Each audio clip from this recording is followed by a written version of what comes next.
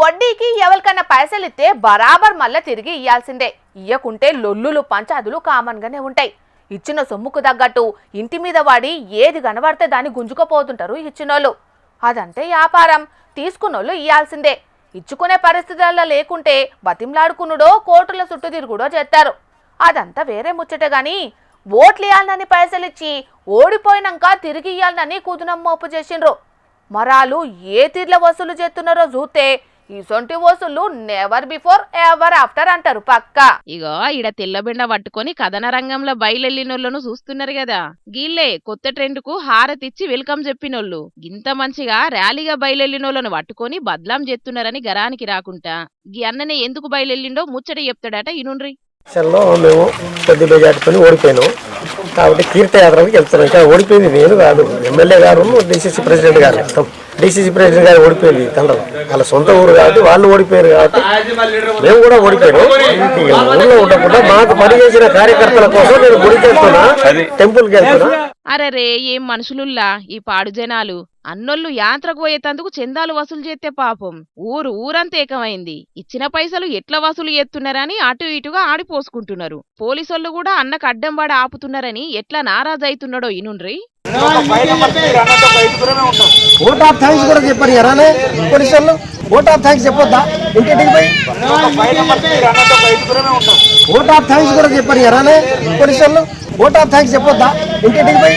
చిచ్చి ఈ పోలీసులున్నారే మంచి మనసులను ఎప్పుడు అర్థం చేసుకోరు. అన్నా నువ్వు అసలుకే నారాజుగాకే రేపు నీకు మస్తు రోజులున్నాయి తియ్యి. మరి గీ అన్న గీ తీరుగా ఎందుకు నారాజైతున్నాడో గీ అక్క చెప్తుందట ఇందాం. అక్క కాని అక్క నువ్వు పేరు వెంకటోత్ మంజుల.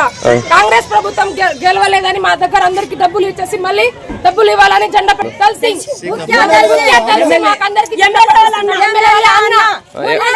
అందరికి ఎవరెవరు ఇంట్లో ఎంతమంది ఊరోళ్లకు పెద్ద కష్టమే వచ్చింది కదా. మైబాద్ జిల్లా సోమ్లా తాండాల అధికార పార్టీ ఎమ్మెల్యే మురళీ నాయకుల వదిన బుక్య కౌసల్య అనేటామె సర్పంచ్ కి నిలబడ్డదట. 17 ఓట్ల తేడాతోని ఇస్లామాబాద్ సుజాత అనేటామె గెలిచిందట. ఇక పైసలైతే తీసుకున్నారు గాని ఓటెయ్యరా, ఇంకెవరినో ఎట్లా గెలిపిస్తారు, అన్ని పైసలు తిరిగి ఇయ్యాల్సిందే అని ర్యాలీగా బయలెళ్ళిండ్రు కౌసల్య కొల్ల ఇంటోళ్ళు. మద్దతిచ్చినోళ్లను కొందరు నెనికేసుకొని గల్లికి తిరుక్కుంటా కనబడ్డోళ్ళ నల్లా ఇత్తరా సత్తరా అనుకుంటా మెడ మీద కత్తి పెట్టినంత పని చేసిండ్రు. ఈ ఊహించని హఠాత్ పరిణామంతోని షాక్ తిన్న కొందరు ఓటర్లు పోలీసులకు ఫోన్ కొట్టిండ్రు. ప్రజాస్వామ్యం అనుకుంటా ప్రజాస్వామ్యాన్ని కాపాడే పని ముంగటేసుకున్నారు. ఇక పోలీసోళ్ళు ఎంట్రీ ఇచ్చి గట్టెట్లా వసూలు చేస్తారే, ఇచ్చినప్పుడు తీసుకోవాలి గాని ఊరోళ్ల మీద దండయాత్ర చేసుడు పద్ధతి కాదని చెప్పి ర్యాలీగా ఊరు మీదికి పోయేటోళ్లను ఇంటికెళ్ళగొట్టిండ్రు. ఇక దీంతోని కాక మస్తు నారాజైనట్టున్నాడు. పోలీసోళ్ళు ఓటర్లకు థ్యాంక్స్ కూడా చెప్పొద్దా అనుకుంటా మస్తు ఫీల్ అయిండు. కానీ పద్ధతి నచ్చనోళ్ళు పైసలు కథం పట్టించునోళ్ళు పద్ధతి కాదని ఓడిపోయినోళ్ళ కంటే మస్తుగా ఫీల్ అయిండ్రు. ఆ జనాలు చూసిండ్రు కదా ఇయ్యల్ల రేపు పైసలిచ్చినోళ్ళ కథ ఎట్లున్నదో. ఫ్రీగా పైసలు వంచుతాన్రని తీసుకోకుండ్రి, అటెంకా బద్లం కాకుండ్రి సరేనా.